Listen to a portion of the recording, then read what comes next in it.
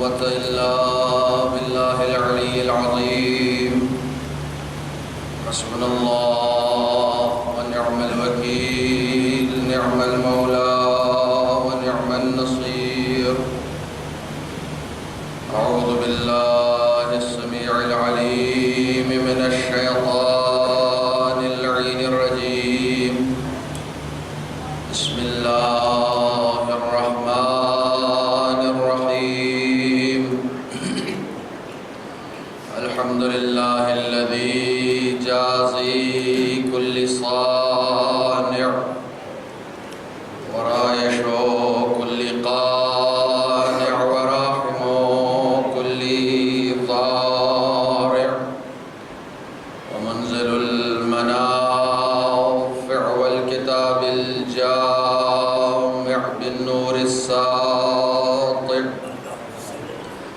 وهو للدعوات سامع وللكربات دافع وللدرجات رافع وللجبابرة قامع، فلا إله غيره ولا شيء يعدله، ليس كمثله شيء وهو السميع البصير اللطيف الخبير، وهو على كل شيء قدير. والصلاة والسلام والتحية والإكرام على السيد الأنام الذي سمي في السماء أحمد وفي الأرض أبي القاسم محمد،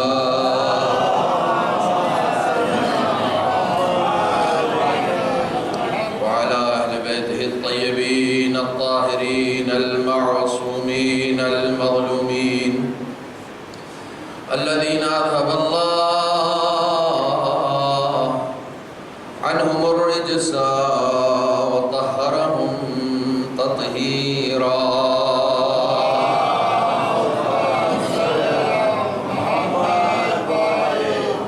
ولعنة الدائمة الباقية على أعدائهم وغاصبي حقوقهم ومنكري فضائلهم أجمعين. أما بعد، فقد قال الله في القرآن الكريم وهو أصدق الصادقين وقوله الحق. بسم الله الرحمن الرحيم. ولتكن منكم أمة يدعون إلى الخير ويأمرون بالمعروف وينهون عن المنكر وأولئك هم المفلحون.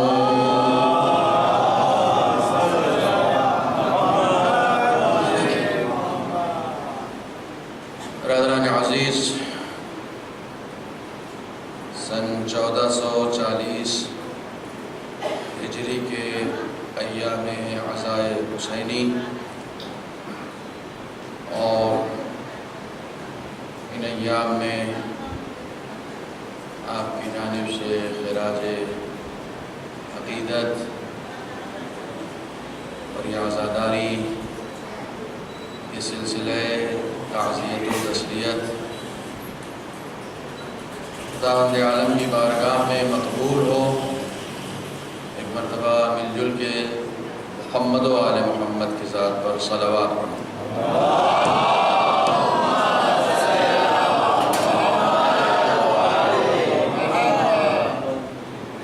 انسان جب اپنے نامہ اعمال میں نگاہ کرتا ہے تو یقیناً وہ اس نتیجے تک پہنچتا ہے کہ اگر سرکار سید الشہداء کی عزاداری نہ ہوتی تو ہمارے دامن اعمال میں نہ ہماری نمازیں اس قابل ہیں کہ ہماری نجات کا سبب بن سکیں، نہ ہمارے روزے اس قابل ہیں کہ جو ہمیں کامیابی سے ہمکنار کریں، نہ ہمارا انفاق اس طریقے کا ہے کہ خداوند عالم ہم پر کرم کرے۔ دامن اعمال میں جو کچھ بھی ہے وہ سب کا سب عشق اہل بیت ہے۔ عشق اہل بیت کے علاوہ شاید ہمارے پاس کوئی ایسی چیز نہیں ہے کہ جس پر ہم فخر و مباحات کر سکیں۔ یقین جانیں کئی مرتبہ ایسا ہوتا ہے، اکثر علماء یہ کہا کرتے تھے کہ میدان محشر میں ہم اپنی نمازوں کے سامنے شرمندہ ہو رہے ہوں گے کہ یہ وہ نماز تھی جو ہم نے خدا کے لیے بھیجی تھی۔ جتنے بھی اعمال ہم نے خدا کے قرب کے لیے انجام دیے ہیں وہ تمام اعمال شاید ہماری شرمندگی کا سبب ہو جائیں، لیکن میدان محشر میں اگر ہماری سربلندی کا کوئی سبب ہوگا تو وہ صرف اور صرف عشق اہل بیت ہے، اس کے علاوہ اور کچھ بھی نہیں۔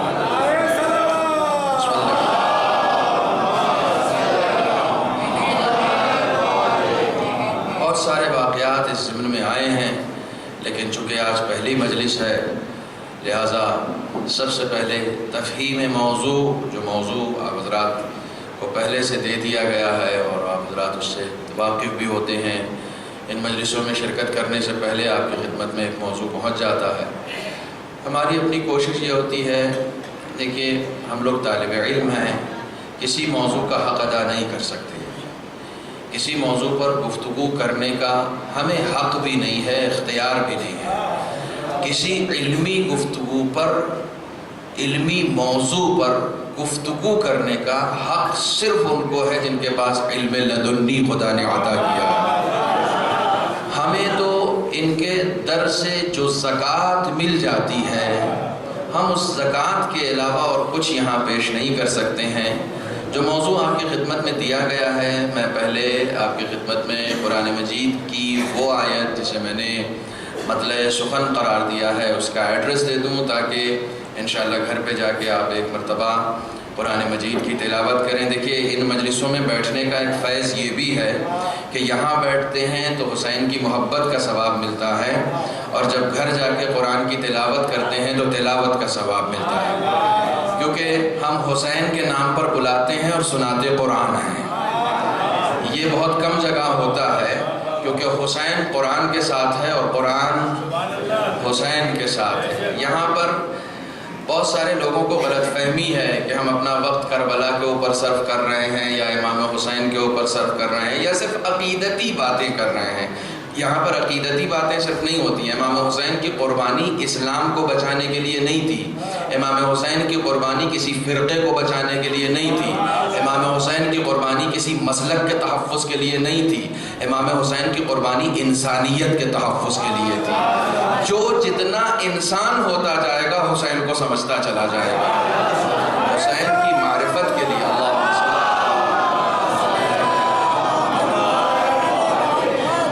حسین کی معرفت کے لیے انسان ہونا ضروری ہے، آدمی ہونا ضروری ہے۔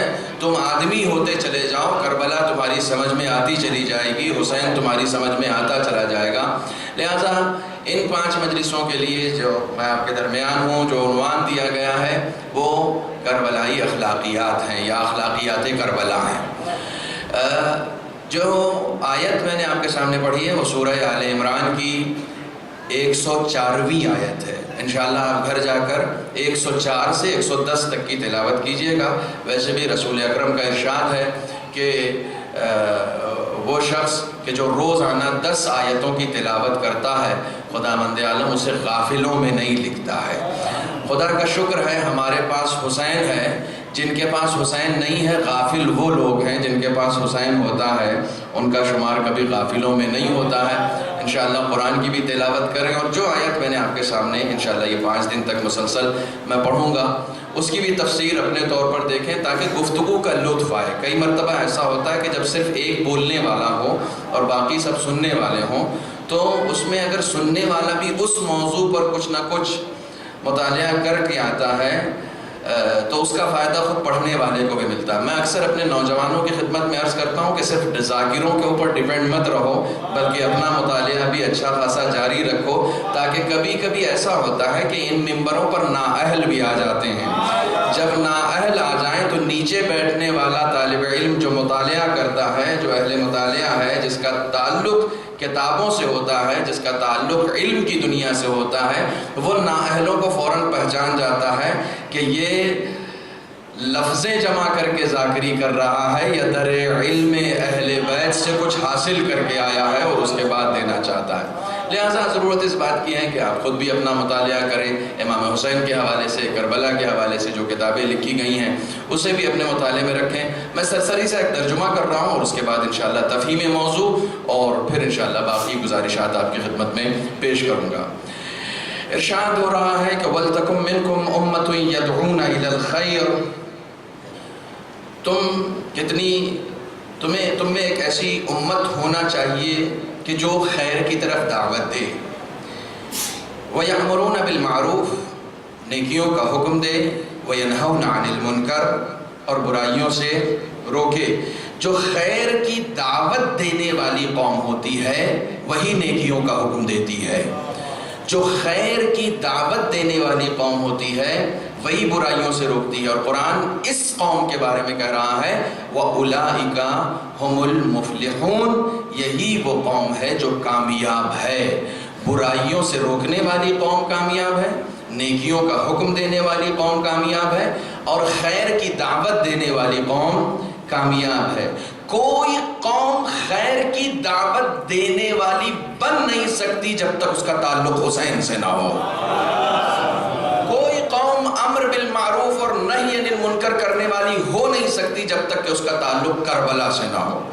موضوع ہم نے رکھا ہے کربلائی اخلاقیات۔ دیکھیں دو لفظ ہیں اس میں، ایک کربلا اور ایک اخلاقیات۔ جب ہم کہتے ہیں کربلائی اخلاقیات، ایک جملہ حوالے کر رہا ہوں بالکل آغاز میں، تمہید میں، کربلا، کربلائی اخلاقیات، وہ اخلاقیات جو ہمیں کربلا سے ملی ہیں۔ کربلا سن 61 ہجری سے پہلے کسی جگہ کا نام ہوگا، سن 61 ہجری کے بعد ایک تہذیب کا نام ہے، سن 61 ہجری کے بعد ایک تمدن کا نام ہے۔ جب ہم کربلائی اخلاقیات کہتے ہیں تو اس کا مطلب یہ نہیں کہ کربلا ایک جگہ ہے اور وہاں کی اخلاقیات ہمیں بیان کرنا ہے، نہیں، کربلا ایک تہذیب ہے، اس تہذیب کی اخلاقیات ہمیں بیان کرنا ہے۔ کربلا ایک تمدن ہے، اس تمدن کی اخلاقیات ہمیں بیان کرنا ہے۔ اور بالکل اگر نچوڑ آپ کی خدمت میں کہہ دیں تو کربلا حقیقی اسلام ہے اور اسلام کی اخلاقیات ہمیں بیان کرنا ہے۔ کربلائی اخلاقیات یعنی محمدی اخلاقیات، کربلائی اخلاقیات یعنی اسلامی اخلاقیات، کربلائی اخلاقیات یعنی عرفانی اخلاقیات، وہ اخلاقیات جن کی انسان کو ہر لمحہ ضرورت ہے۔ دو لفظ ہیں، اخلاق جمع ہے لفظ خلق کی، خلق واحد ہے اور اس کی جمع ہے اخلاقیات یا اخلاق، یہ خلق کی جمع، خے کے اوپر پیش ہے۔ اسی سے ایک لفظ آتا ہے خلق، خلق ایجاد کو کہتے ہیں، اور واضح کرو، خلق ظاہر کو کہتے ہیں، خلق باطن کو کہتے ہیں۔ جب ہم اپنا ظاہر سنوار رہے ہوتے ہیں تو اسے خلق کہا جاتا ہے۔ یہ خلق، یہ تخلیق جو ہوئی ہے انسان کی، اسے خلق کہتے ہیں، جس میں انسان کا صرف ظاہر دیکھا جاتا ہے۔ کئی مرتبہ لوگ خلقی اعتبار سے خوبصورت ہوتے ہیں، کئی مرتبہ لوگ خلقی اعتبار سے خوبصورت ہوتے ہیں۔ انسان کو خداوند عالم نے خلقی اعتبار سے خوبصورت بنایا، ہر انسان کو خلقی اعتبار سے یعنی تخلیق کے اعتبار سے صرف خوبصورت نہیں بنایا۔ لقد خلقنا الانسان فی احسن تقویم، ایک بہترین پیکر میں انسان کو بنایا۔ لقد کرمنا بنی آدم، اس بنی نوع بشریت کو ہم نے کرامت عطا کی ہے۔ یہ کون سی کرامت ہے؟ یہ کرامت اسے ظاہری اعتبار سے عطا کی ہے۔ اگر آپ انسان اپنے پیکر پر غور کرے، اپنے ظاہر پر غور کرے تو واقعی خداوند عالم نے کتنا کرم کیا ہے۔ بہت ساری مخلوقات ہیں، بہت ساری مخلوقات میں کچھ مخلوقات ایسی ہیں جو اپنا سر جھکا کے کھانا کھاتی ہیں۔ خدا نے انسان کو خلقی اعتبار سے کتنا بلند منصب عطا کیا ہے کہ یہ اپنا کھانا سر جھکا کے نہیں کھاتا، سر اٹھا کر کھاتا ہے۔ خلقی اعتبار سے، ظاہری اعتبار سے یہ اپنا کھانا سر اٹھا کر، بہت ساری مخلوقات ہیں سب سر جھکا کے کھاتی ہیں، اپنا سر جو ہے وہ برتن میں دے کے کھانا کھاتی ہیں. اس انسان کو خداوند عالم نے کرامت عطا کی ہے، سر جھکا کے نہیں کھاتا، سر اٹھا کر کھاتا ہے. کبھی کبھی اپنے ظاہر سے اپنے باطن کو سنوارا جاتا ہے. جس خدا نے ظاہری طور پر انسان کو ایسا شرف بخشا ہے کہ وہ جب بھی کھائے تو سر اٹھا کر کھائے، تو اس انسان کو خلقی اعتبار سے بھی ایسا ہونا چاہیے کہ کھانا بھی ایسا کھائے کہ اس کا سر شرم سے جھک نہ جائے بلکہ سر بلندی اسے آتا ہو.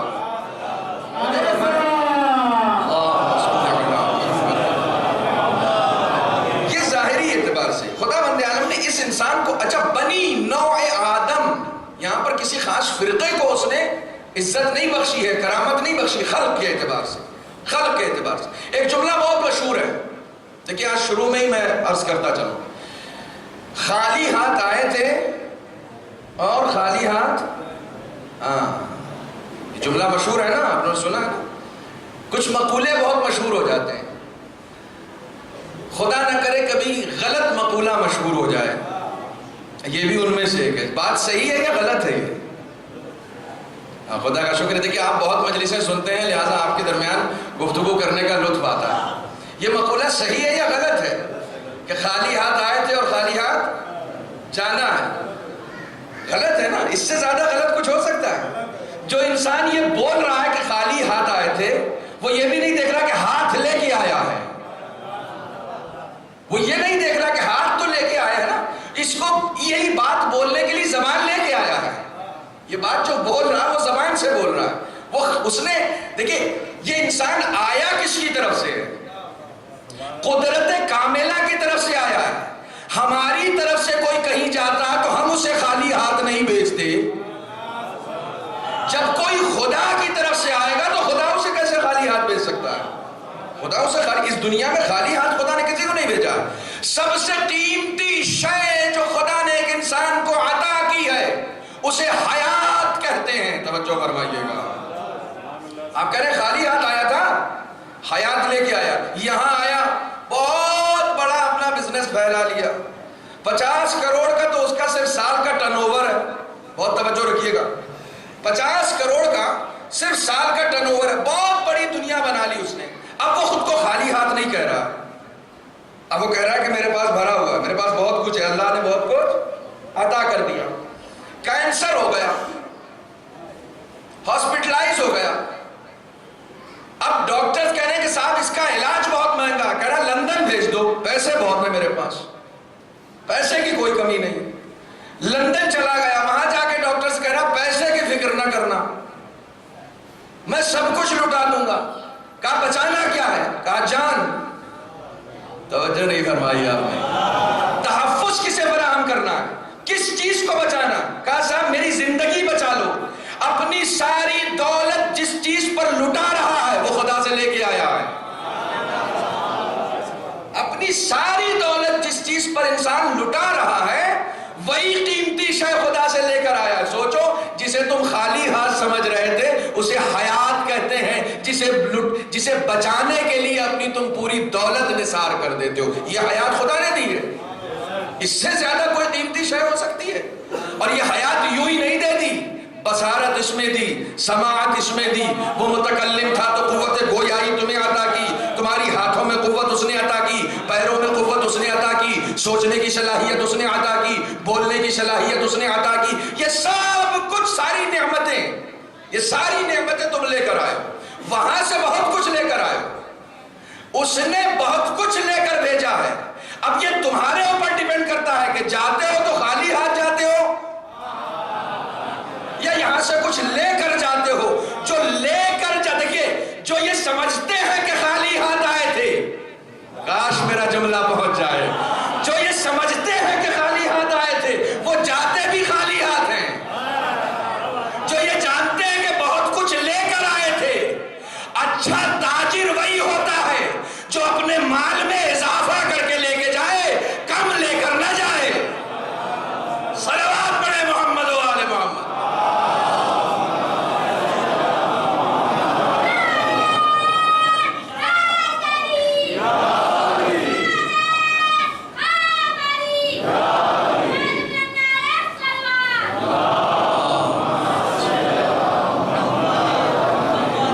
بچے نے بابا سے بلند کہا تھا، پتہ نہیں آپ نے سنا؟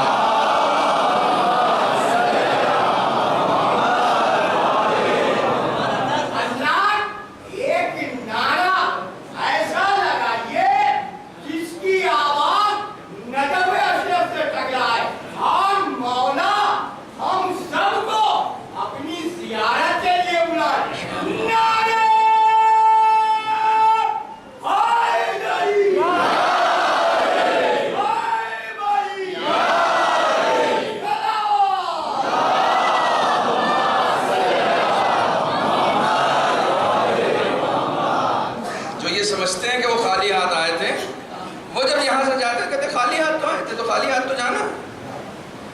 ان کو لگتا ہے کہ کپڑا لے کے آؤ تو کچھ لے کے آئیں، ان کو یہ لگتا ہے دولت لے کے آؤ تو کچھ لے کے آئیں۔ اصل دولت ہے کیا؟ خدا بند عالم نے انسان کو کون سی دولت عطا کی ہے؟ سب سے عظیم دولت جو خلق کے اعتبار سے خدا نے عطا کی ہے اسے حیات کہتے ہیں، سب سے عظیم دولت۔ اس حیات سے ایک قیمتی شے ہے، اس حیات سے بھی ایک قیمتی شے ہے، اور چونکہ آپ کا تعلق کربلا سے ہے لہٰذا یہ بات سمجھانے میں زیادہ آسانی ہے۔ مولائے سرکار سید الشہداء حضرت امام حسین علیہ السلام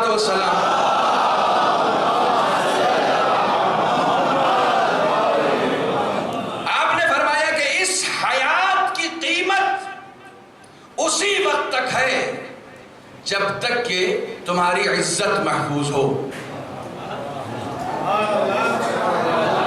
بھائی اب اس سے زیادہ آسان لفظوں میں تو نہیں بتا سکتا نا، میں اس حیات سے زیادہ قیمتی شے بتا رہا ہوں کہ جو خدا نے عطا کی ہے۔ لقد کرمنا، قرآن کی آیت ہے، لقد کرمنا بنی آدم، ہم نے بنی آدم کو کرامت عطا کی ہے، عزت عطا کی ہے، شرف عطا کیا۔ یہ حیات اسی وقت تک محفوظ رکھی جا سکتی ہے جب تک تمہاری عزت محفوظ رہے۔ اگر عزت پہ حرف آ جائے تو حیات کی فکر نہ کرنا، عزت کو محفوظ رکھ لینا۔ یہ ہر انسان میں پایا جاتا ہے، یہ ہر انسان۔ یہ عزت کیسی ہے؟ کہا یہ عزت عصمت کی عزت ہے۔ کون سی عزت ہے؟ عصمت۔ خدا بند عالم جب کسی بھی بچے کو پیدا کرتا ہے تو معصوم پیدا کرتا ہے۔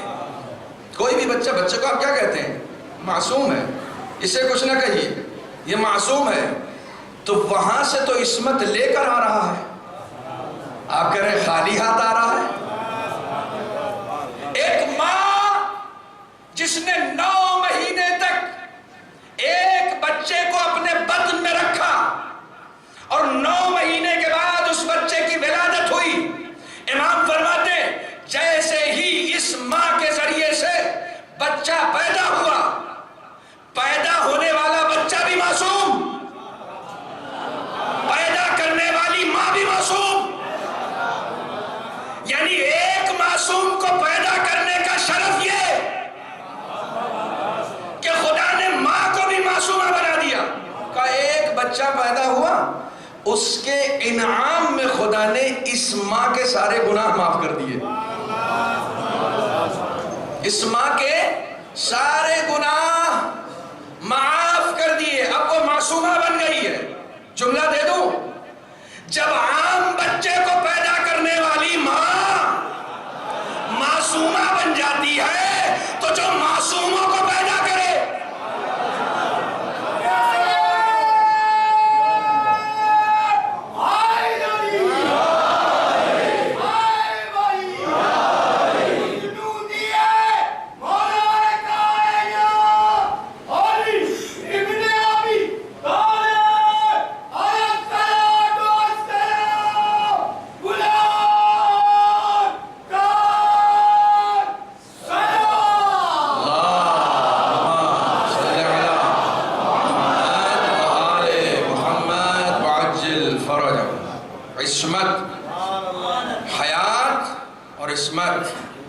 پاکیزگی اور حیا، یہ سب انسان وہاں سے لے کر آئے۔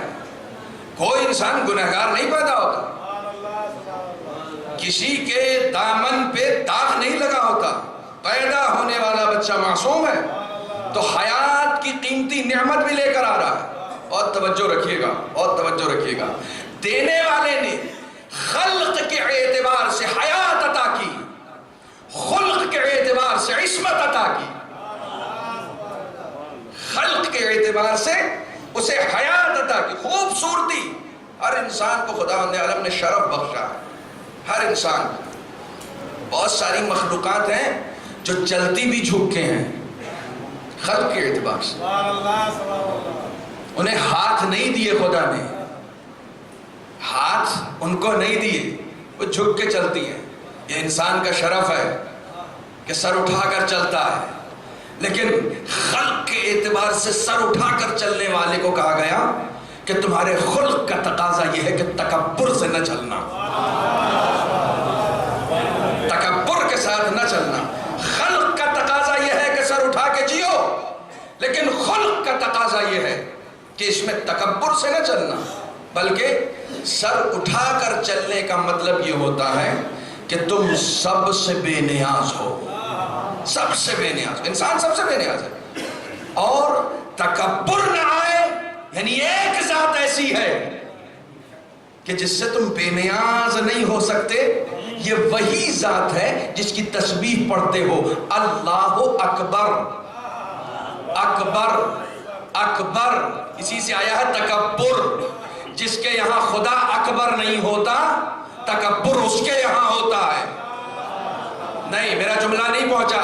جس کے یہاں اللہ اکبر نہیں ہوتا، تکبر اس کے یہاں ہوتا. اب اگر کسی کے یہاں تکبر نظر آئے تو سمجھ جاؤ خدا اس کے یہاں نہیں ہے. خدا ہوتا تو تکبر نہ کرتا، کیونکہ خدا والے تکبر نہیں کرتے. تکبر وہ کرتے ہیں کہ جن کی مثالیں قرآن نے دی ہیں. انا ربکم الاعلی، میں تمہارا سب سے بڑا والا رب ہوں. جو خدا کے مقابلے میں آ جاتا ہے نا، تکبر وہ کرتا ہے، تکبر وہ کرتا. اب یاد رکھیے گا یہ جملہ، تکبر خدا کے مقابلے میں آنے والا کرتا ہے، خدا کا بندہ کبھی نہیں کیا کرتا ہے. صلوات پڑھے محمد و آل محمد.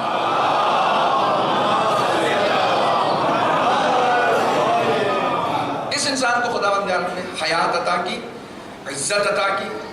اب اس کے بعد انشاءاللہ مزید گفتگو کو اور آگے بڑھاؤں گا، لیکن خلق کے اعتبار سے انسان کو خوبصورت بنایا. لقد خلقنا الانسان فی احسن تقویم، بہترین پیکر میں، بہترین پیکر میں اس انسان کو ہم نے خلق کیا. ثم رددناہ اسفل سافلین. بہت کچھ لے کر آیا ہے، بہت کچھ لے کر آیا، خالی ہاتھ نہیں آیا. کیوں؟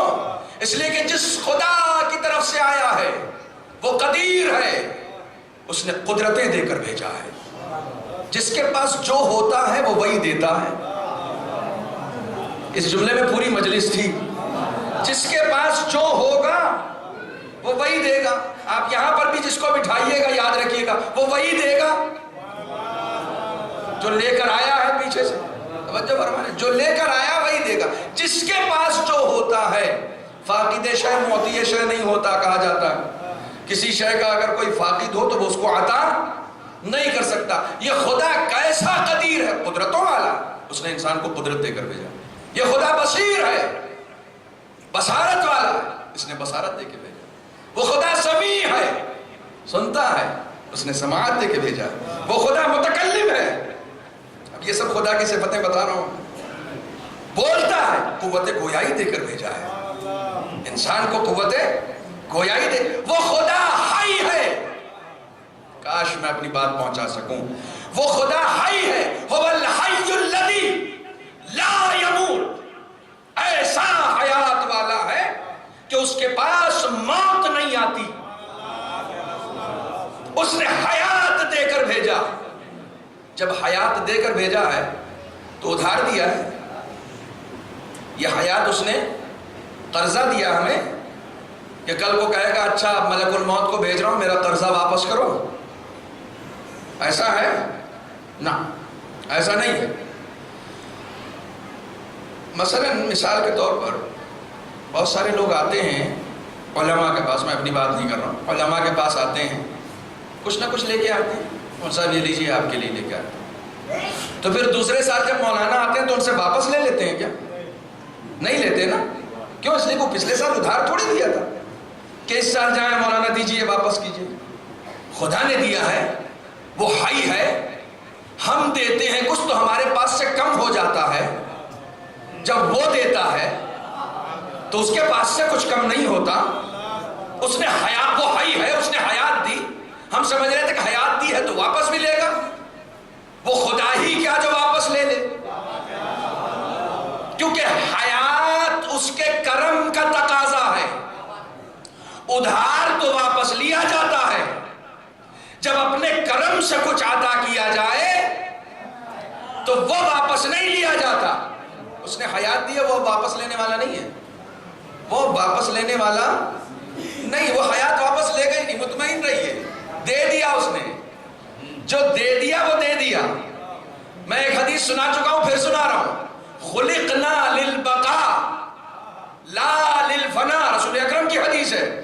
ہم باقی رہنے کے لیے پیدا کیے گئے ہیں، فنا ہونے کے لیے پیدا نہیں کیے گئے. بھائی حیات دینے والا حی ہے، زندہ ہے. اس نے حیات دے دی تو اب دے دی، اب واپس نہیں لے گا. اب واپس نہیں لے گا، لے گا ہی نہیں. مطمئن رہو، مطمئن رہو. ہم میں فرق یہ ہے کہ ہم اس حیات کی شکلوں کو نہیں پہچان پاتے. اس حیات کی شکلیں، ایک مرتبہ ہم بطن مادر میں تھے، وہ بھی حیات تھی. ایک مرتبہ ہم صلب پدر میں تھے، وہ بھی حیات تھی. ایک مرتبہ ہم اس دنیا میں ہیں، یہ بھی حیات ہے. مگر ایک بہت ہی قیمتی جملہ کہہ رہا ہوں، جہاں تک پہنچ جائے. انسان جس حیات میں جی رہا ہوتا ہے اسی میں خوش رہتا ہے. جس حیات کو وہ جی رہا ہوتا ہے وہ اسی میں خوش ہے. مثال دوں، آپ ابھی جس زندگی کو جی رہے ہیں اس میں آپ کو مزہ آ رہا ہے، اس کو آپ انجوائے کر رہے ہیں. آپ چاہتے نہیں کہ یہ زندگی مجھ سے لے لی جائے. کوئی انسان نہیں چاہتا کہ یہ حیات خدا نے دی، اب یہ رہنی چاہیے، یہ رہنی چاہیے. جبکہ اگر وہ فکر کرے کہ اس نے حیات دی ہے، یہ حیات دینے کا وعدہ نہیں کیا ہے. پہنچنے کی کوشش کریں. میں کیا عرض کر رہا ہوں، یہ والی حیات جو ہم جی رہے ہیں اس کا وعدہ نہیں کیا ہے. اس نے حیات کا وعدہ کیا ہے کہ حیات دی ہے. حیات تو اس بچے کو بھی کے پاس بھی تھی جو گہوارے میں جھول رہا تھا. جھول رہا ہے نا، اسے بہت مزہ آ رہا ہے. وہ جو زندگی جی رہا ہے اس میں اسے بہت لطف آ رہا ہے. اتنا لطف آ رہا ہے کہ جیسے ہی آپ گئے اسے گہوارے سے اتارا وہ رونے لگا. وہ رو کیوں رہا ہے؟ وہ رو اس لیے رہا ہے کیونکہ رو کے آپ کو بتانا چاہ رہا ہے جو زندگی میں جی رہا ہوں میں اسی میں خوش ہوں. یہ تو آپ کی سمجھ میں آ گیا ہے کہ تجھے یہاں نہیں رہنا ہے، تجھے آگے بڑھنا ہے. کب تک گہوارے میں جھولتا رہے گا؟ اپنے پیروں پہ کھڑا ہو. بھائی دیکھیے، اب یہ وہ مضامین ہیں جو کلاس روم کے مضامین ہیں، میں انہیں ممبر پر بیان کر رہا ہوں. کب تک گہوارے میں جھولتا رہے گا؟ لیکن اسے گہوارے کی زندگی اتنا مسحور کیے ہوئے ہے کہ وہ اس سے آگے بڑھنا نہیں چاہتا. جب عقلیں جوان ہوتی ہیں تو آگے کی زندگی اچھی نظر آنے لگتی ہے. جب تک عقل جوان نہیں ہوگی آگے کی زندگی کا مزہ نہیں. اسے نہیں معلوم، اس کو لگ رہا ہے کہ یہی زندگی اچھی ہے. یہی زندگی جو وہ جی رہا ہے نا، گود میں جو ٹہل رہا ہے اس کو وہی اچھا لگ رہا ہے. اسے گود میں ہی رکھو کیونکہ وہ اس کو پسند کرتا ہے. انسان جو زندگی جیتا ہے، اگر بچہ بطن مادر میں خوش نہ ہوتا تو دنیا میں آ کے روتا کیوں؟ اس سے زیادہ آسان کر کے بتاؤں، اگر وہ بطن مادر میں خوش نہ، بطن مادر کی بھی تو ایک حیات ہے نا، وہ بھی تو ایک زندگی ہے جو جی رہا ہے، وہ اس میں خوش ہے. اگر وہ دنیا میں آنے سے خوش ہوتا تو ہنستا ہوا آتا. یہ روتا ہوا آنا بتا رہا ہے جہاں تھا وہاں خوش تھا. تو آپ کہتے نہیں ہیں کہ اس بچے کو چونکہ معلوم نہیں ہے کہ یہ کہاں آیا ہے، کاش میں اپنی بات پہنچا سکوں. اس بچے کو چونکہ معلوم نہیں ہے کہ یہ کہاں آیا ہے، اب تک ایک بطن میں قید تھا، اب اتنی بڑی دنیا میں آیا ہے. اگر اسے عرفان ہوتا کہ یہ کہاں آیا ہے تو یہ روتا ہوا نہیں آتا. چونکہ عرفان نہیں ہے، چونکہ عرفان نہیں ہے. اب ہمارے اس دنیا سے جانے کے بعد یہ لوگ جو رو رہے ہیں نا، چونکہ انہیں عرفان نہیں ہے کہ یہ گیا کہاں ہے. ہر حیات میں ایک بڑی دنیا انسان کا انتظار کر رہی ہوتی ہے، کیونکہ اس نے حیات دے دی ہے. اب حیات وہ لینے والا نہیں ہے، اسی لیے موت کو انتقال کہا جاتا ہے، فنا نہیں کہا جاتا. دیکھو ٹرانسفر ہوا ہے یہاں سے، اب ایک بڑی زندگی اس کا انتظار کر رہی ہے. میں جو فرمانا ہے، بچے کے آنے سے پہلے تو سارا حساب کتاب تم نے اس کے لیے ٹھیک کر لیا ہے. بستر اس کا آ گیا ہے، چادر اس کی آ گئی ہے، کپڑا اس کا آ گیا ہے، غذا کا اہتمام کچھ تم نے کر دیا ہے، کچھ قدرت نے پہلے سے کر کے رکھا ہوا ہے. سارا انتظام تم نے کر کے رکھا ہوا ہے. کیوں؟ اس لیے کہ یہ تمہاری ذمہ داری تھی کہ تم اسے کر کے رکھو، کوئی آنے والا ہے. ایک بچہ آتا ہے جو آنے والا ہو تو اچھے ماں باپ وہی ہوتے ہیں کہ اس کے آنے سے پہلے سارے اسباب فراہم کر کے رکھیں. جو جس کا انتظار کر رہا ہوتا ہے اس کے آنے سے پہلے ضروری ہے کہ سارے اسباب فراہم کر کے رکھو، تاکہ آنے والا آئے تو تم پر یہ الزام نہ لگائے کہ میرا انتظار بھی کر رہے تھے اور آمادہ بھی نہیں ہو.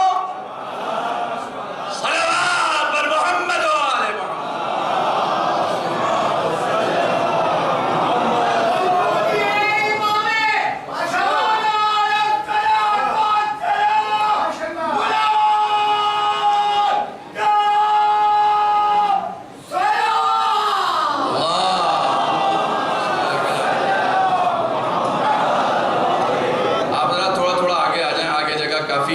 پیچھے بالکل بھر گیا ہے، اب لوگ بیٹھنے کے لیے جو ہے ان کے لیے جگہ نہیں رہی ہے. آگے تشریف لے آئیں. علی علی علی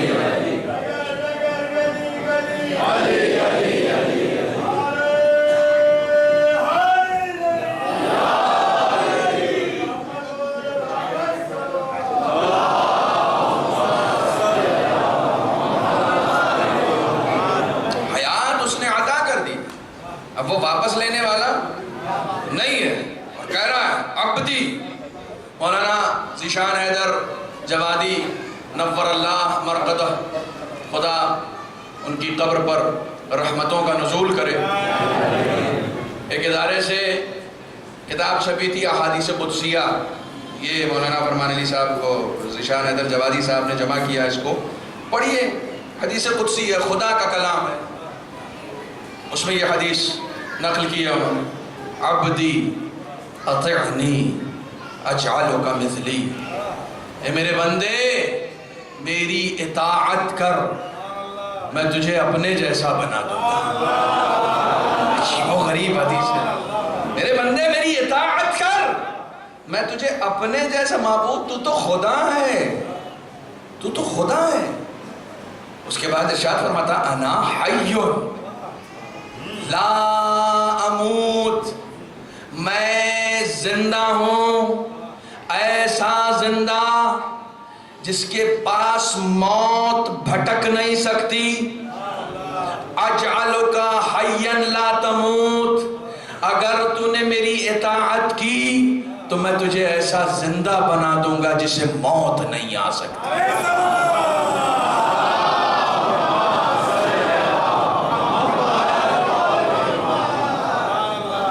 تجھے ایسا زندہ بنا دوں گا جس کے پاس موت آ ہی نہیں سکتی. حیات دے دی، اب موت کیسی؟ اب موت کیسی؟ کوئی موت نہیں ہے. کہیں گے منبر پہ بیٹھ کے مولانا کو ہو کیا گیا ہے؟ موت جسے تم فنا سمجھ رہے ہو وہ نعمت ہے. نماز عشاء کے بعد سورہ واقعہ کون کون پڑھتا ہے؟ زیادہ تر لوگ پڑھتے ہیں. کیوں پڑھتے ہیں؟ رزق کے لیے، رزق کے لیے پڑھتے ہیں. میں بتا دوں بچوں کو، رزق صرف دولت نہیں ہے، اچھی توفیق کا ملنا بھی رزق ہوتا ہے. اگر اچھی توفیق کا ملنا رزق نہیں ہوتا تو دعا نہیں کرتے اللہم ارزقنا توفیق الطاعہ. پالنے والے اچھی توفیق، اطاعت کی توفیق کو میرا رزق قرار دے۔ مجلس میں بیٹھنا بھی رزق ہے، یہ ایک اچھی توفیق ہے نا، یہ رزق ہے خدا عالم کی طرف سے، سب کو ملتا ہے۔ رزق صرف کھانے پینے سے تعلق نہیں ہے، رزق جو ہے وہ اچھی توفیق، اطاعت کی توفیق، یہ ساری چیزیں، یہ سب رزق۔ عمر بھی رزق ہے، توجہ فرما رہے ہیں، یہ بھی ایک رزق ہے۔ بہرحال یہ سب خدا عالم کی طرف سے انسان کو عطا ہوا ہے۔ حیات، نعمت حیات خدا عالم کو کی طرف سے انسان کو ملی ہے۔ خدا عالم کیا فرما رہا؟ عبدی اطعنی اجعلک مثلی، میرے بندے میری اطاعت کر، میں تجھے اپنے جیسا بنا دوں گا۔ انا حی لا اموت اجعلک حیا لا تموت، میں ایسا زندہ بنا دوں گا کہ جس کے بعد موت نہیں آئے گی۔ سورہ واقعہ پڑھی، میں نے کیا کہا؟ موت کیا ہے؟ نعمت ہے۔ خدا بند عالم کی طرف سے کچھ آئے اور وہ زحمت ہو، اس بات کا امکان ہے؟ خدا کی طرف سے جو کچھ بھی آتا ہے وہ سوائے کرم کے اور کچھ نہیں ہوتا۔ اگر یہ یقین ہے کہ موت خدا کی طرف سے ہے تو وہ زحمت نہیں ہے، رحمت ہے۔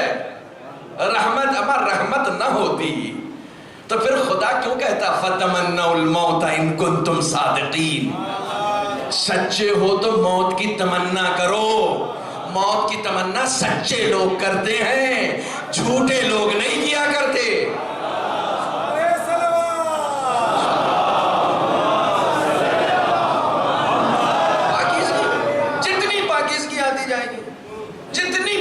آتی جائے گی اتنا انسان موت کی۔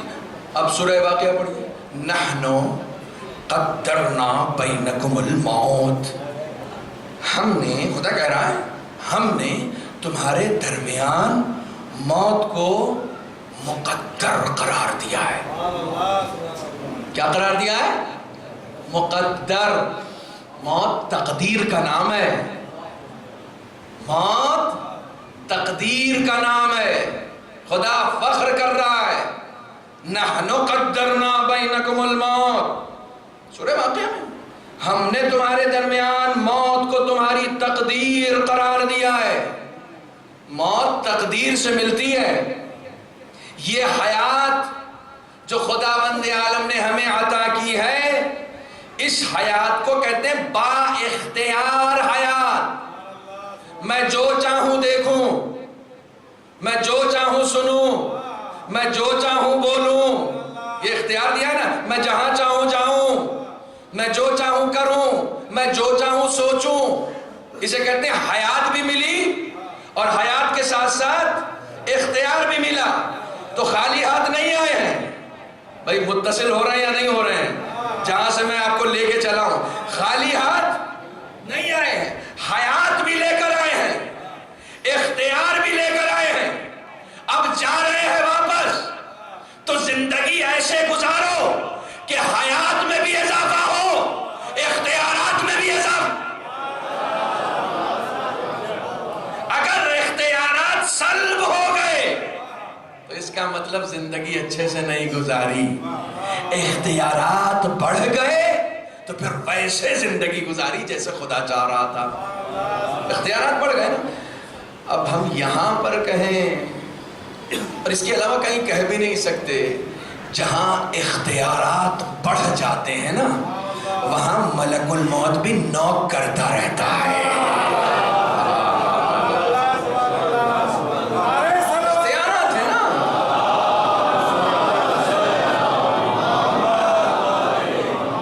اختیارات ہیں۔ ملک الموت کھڑا ہوا ہے، اندر نہیں آ سکتا، روح لینی ہے، نہیں رک جاؤ رک جاؤ۔ دیکھیے اب مسکین صاحب گھڑی دکھانے لگے اور میں تو ابھی مقدمہ ابھی تفہیم موضوع بھی نہیں کر رہا ہوں، لیکن بہرحال کہیں جانا ہے اس لیے آج جلدی بھی شروع ہوا ہے۔ انشاءاللہ کل سے جبران کروں گا، اگر 10-15 منٹ کل سے زیادہ ہوا تو وہ آپ کو برداشت کرنا پڑے گا۔ ایک صلوات پڑھیں محمد والے۔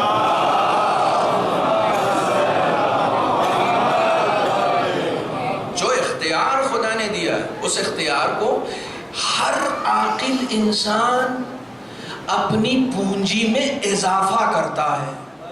ہر عاقل انسان، سب سے بیوقوف انسان وہ ہوتا ہے جو لے کر تو بہت کچھ آتا ہے لیکن سب گنوا دیتا ہے. آپ کسی کے اوپر انگلی اٹھا دے کہتے ہیں بڑا بیوقوف باپ تو اتنا چھوڑ کر گیا تھا, سب برباد کر دیا مولانا, سب برباد کر دیا. اس کا مطلب عقل مند نہیں ہے. عقل مند ہوتا تو باپ کی دولت میں اضافہ کرتا. اب کون کون سی دولت خدا نے دی ہے پھر اس کے اوپر کل انشاءاللہ تفصیل سے عرض کروں گا, اور اس میں کیسے اضافہ ہو سکتا ہے. یہیں سے کربلائی اخلاقیات نکل کر آئیں گی, یہیں سے کربلائی اخلاقیات سامنے آئیں گی کہ اس میں ہے کیا, ہو اس میں اضافہ کیسے ہوتا ہے, اس میں کہاں فکس کرنا ہے.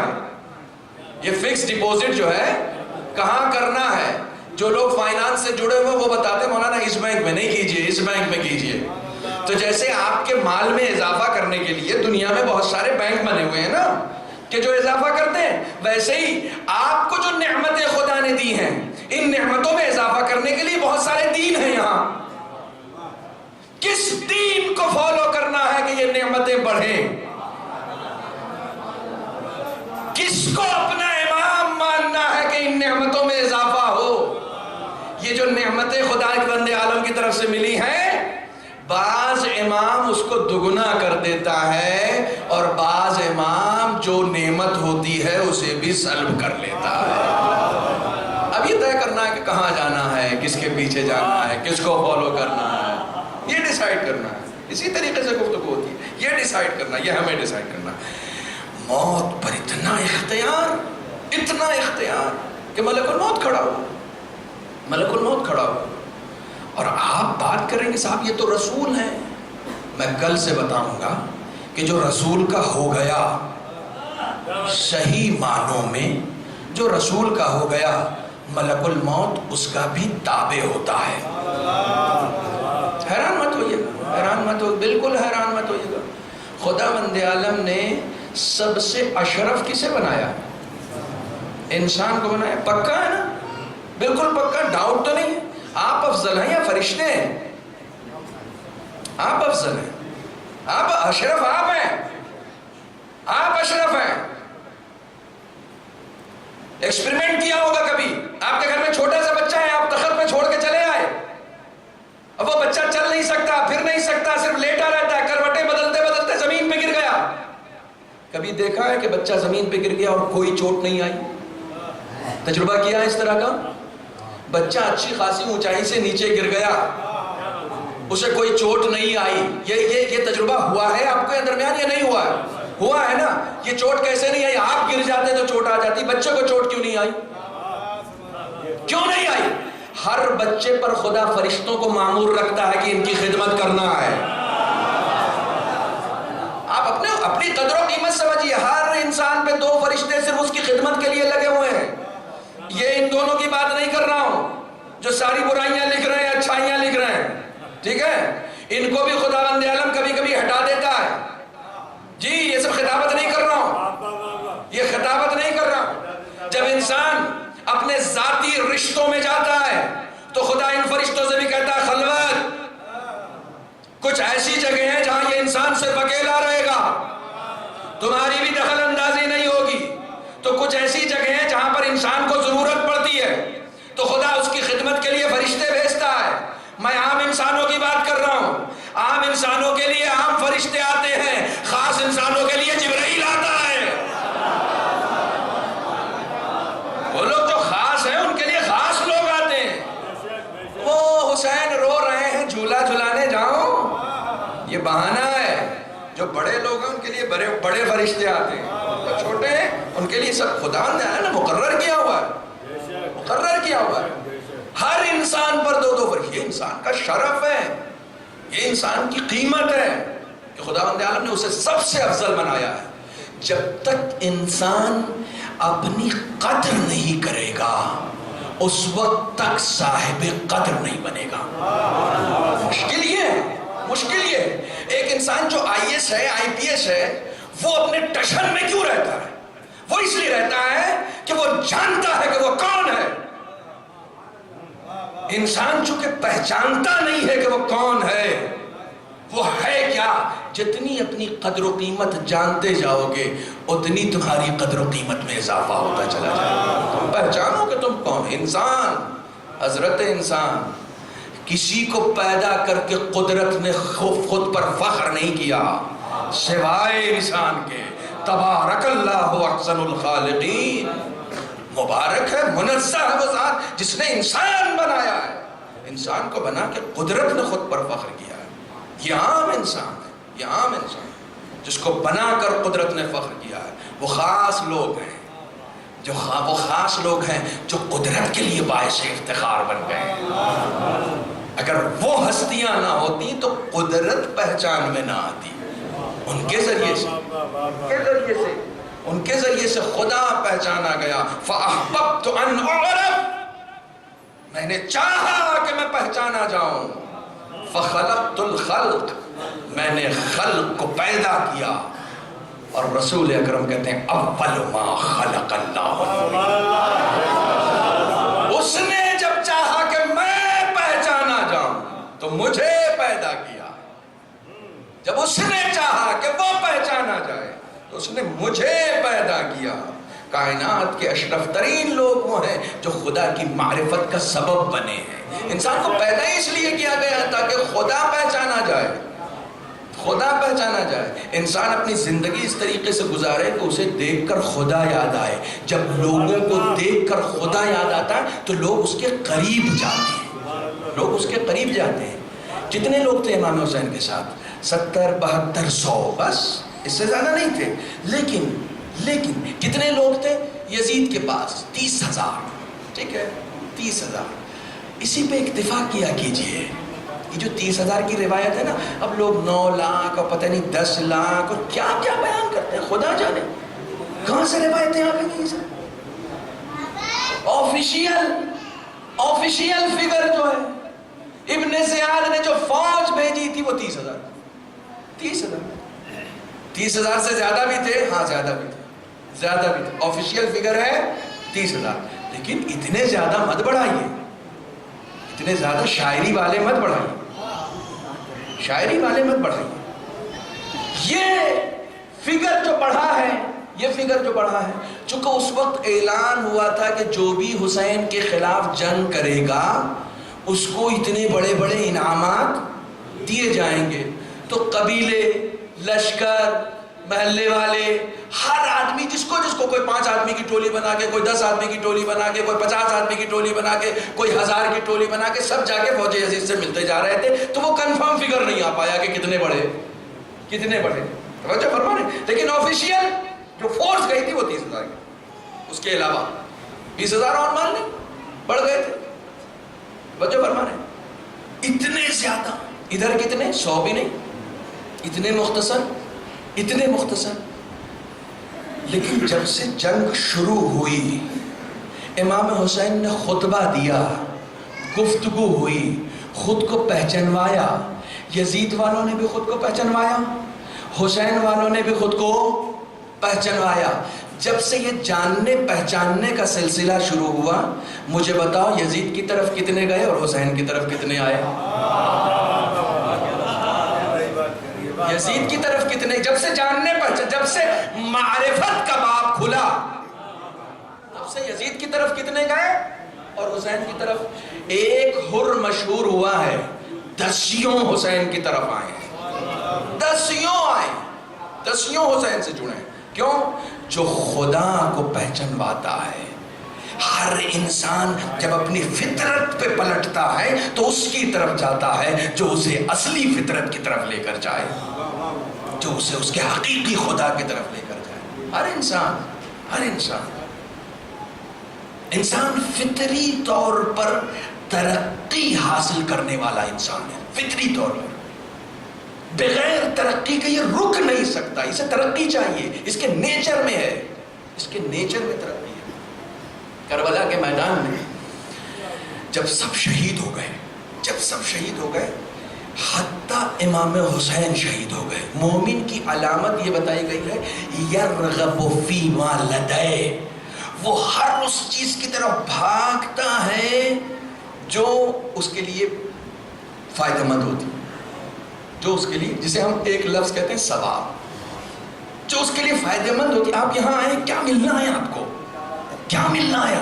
کس لیے آئے؟ کون سی لالچ ہے؟ مومن اسے کہتے ہیں کہ ہر اس طرف بھاگتا ہے جہاں سے اسے کچھ مل جائے، جہاں اسے کچھ مل جائے۔ تبرک آپ کے لیے نہیں ہے، تبرک ان کے لیے جن کو یہاں کچھ نہیں ملتا۔ جن کو یہاں مل جاتا وہ تبرک کے پیچھے نہیں بھاگتے، وہ تو یہاں لینے آتے ہیں۔ وہ تو یہاں ہمارے بزرگوں نے تبرک کا سسٹم رکھا ہے، ان کے لیے رکھا ہے جن کو یہاں کچھ نہیں ملتا، تاکہ یہ نہ ہو کہ در حسین پر گیا تھا خالی ہاتھ آ گیا، یہ الزام نہ لگائے۔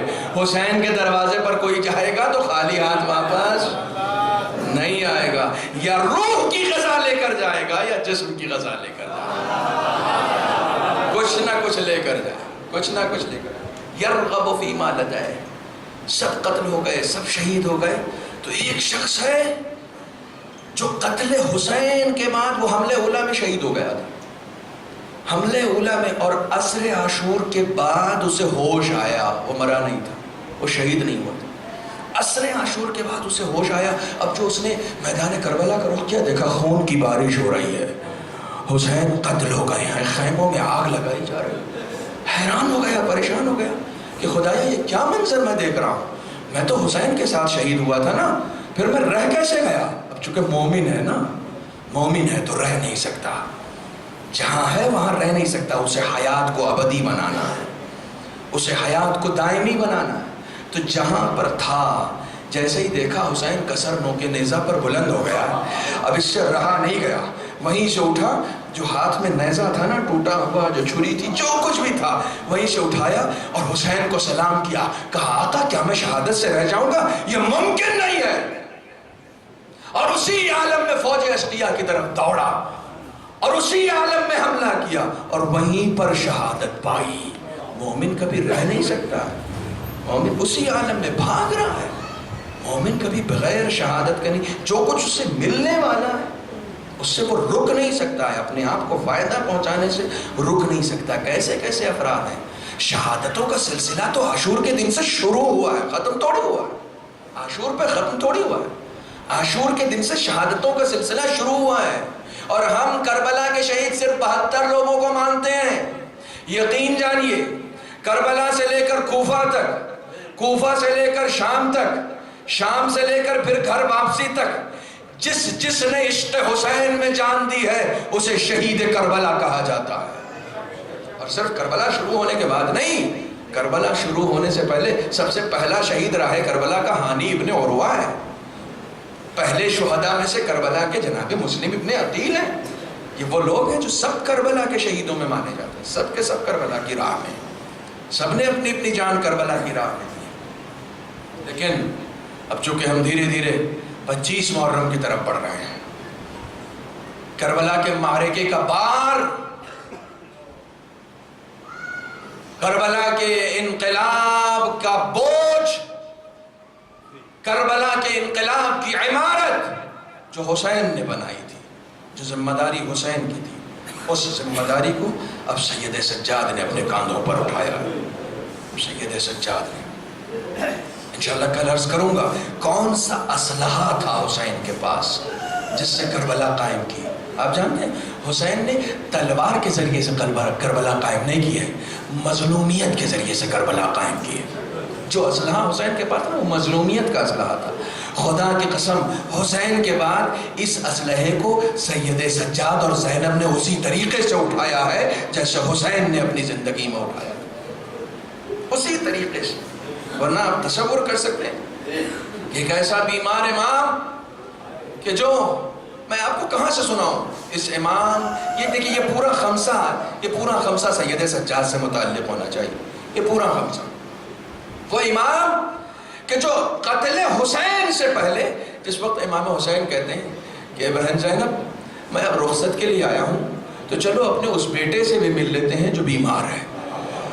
تاریخ کہتی ہے کہ عصر عاشور کے وقت سید سجاد کے بخار کا عالم اتنا شدید ہو چکا تھا، اتنا شدید ہو چکا تھا کہ سید سجاد غش کے عالم میں تھا، قابل گفتگو نہیں تھے، گفتگو کے قابل نہیں تھے۔ امام حسین جناب زینب کے ہمراہ جس وقت سید سجاد کے خیمے میں داخل ہوئے، بس 2 جملے مصاحب کے سنے، جس وقت سید سجاد کے خیمے میں داخل ہوئے تو جناب زینب اٹھا رہی تھی سید سجاد کو، بیٹا سید سجاد اٹھو دیکھو کون آیا ہے۔ رخصت کے لیے آئے نا بیٹا سید سجاد اٹھو دیکھو بابا رخصت آخر کے لیے آئے. بار بار جناب زینب بول رہی. اب چونکہ جناب زینب بول رہی ہیں غشی کے عالم میں وہ آواز سید سجاد کے کانوں سے ٹکرا رہی ہے تو جناب سید سجاد پہچان گئے کہ پھوپھی آئی ہیں. ذرا سی مصیبت کے ساتھ آنکھ کھولی دیکھا پھوپھی بیٹھی ہیں. اچانک پھوپھی سے پوچھتے ہیں پھوپھی اماں یہ آپ کے پہلو میں کون بیٹھا ہوا ہے؟ اللہ رے مظلومیت ہے سید سجاد. پھوپھی اماں آپ کے پہلو میں کون بیٹھا ہے؟ جناب زینب پریشان ہو گئی بیٹا سید سجاد تو اتنا مظلوم ہو گیا اپنے بابا کو نہیں پہچانتا. ارے یہ کوئی اور نہیں تیرے بابا ہے رخصت آخر کے لیے. اب جیسے ہی سید سجاد نے سنا کہ بابا ہے رخصت آخر کے لیے آئے پریشان ہو گئے. بابا آپ اکیلے؟ چچا عباس کہاں ہے؟ بھیا علی اکبر کہاں ہے؟ ارے میرا قاسم کیا ہوا؟ آنا محمد کہاں ہے؟ ایک مرتبہ وہیں سے ٹوٹا ہوا نیزہ اٹھایا کہا پھوپھی اماں مجھے سہارا دو. ایک مرتبہ زینب سے امام حسین نے کہا اے بہن زینب سید سجاد کو سنبھالنا اب تمہاری ذمہ داری ہے. حسین شہادت کے لیے جا رہا ہے. اے بہن زینب سید سجاد کو سمجھاؤ کہ بیمار سے جہاد ساقط ہے. ارے بابا رخصت آخر کے لیے. اللہ عن القوم الظالمین وسيعلم الذين ظلموا أي منقلب ينقلبون. بسم الله الرحمن الرحيم. اللهم كن وليك الحجة ابن الحسن صلواتك عليه وعلى آبائه في هذه الساعة وفي كل ساعة وليا وحافظا وقائدا وناصرا ودليلا وعينا حتى تسكن أرضك طوعا وتمتعه فيها طويلا. بارے خدایا ہمارے اس مختصر سی عبادت کو قبول فرما. پالنے والے حسین کے صدقے میں ہمارے تمام گناہوں کو معاف فرما. معبود حق محمد و آل محمد ہماری عمر کا جتنا حصہ بچا ہے اس میں عمل صالح کی توفیق عنایت فرما. دین کو سمجھنے اور اس پر عمل کرنے کی توفیق عنایت فرما. معبود حق محمد و آل محمد تمام خدمت گزاران دین جو جس طریقے سے عزاداری حسین کی یا دین کی خدمت میں مصروف ہے ہر ایک فرد کو خاص طور پر ہمارے تمام علماء کرام مراجع عظام بالخصوص حضرت آیت اللہ خامنئی اور حضرت آیت اللہ سیستانی کو طول عمر عطا فرما. پالنے والے حق محمد و آل محمد منتقم خون حسینی سلطان دماء حضرت امام عصر کے ظہور میں تعجیل فرما. ہمیں ان کے آبان و انصار میں شمار فرما.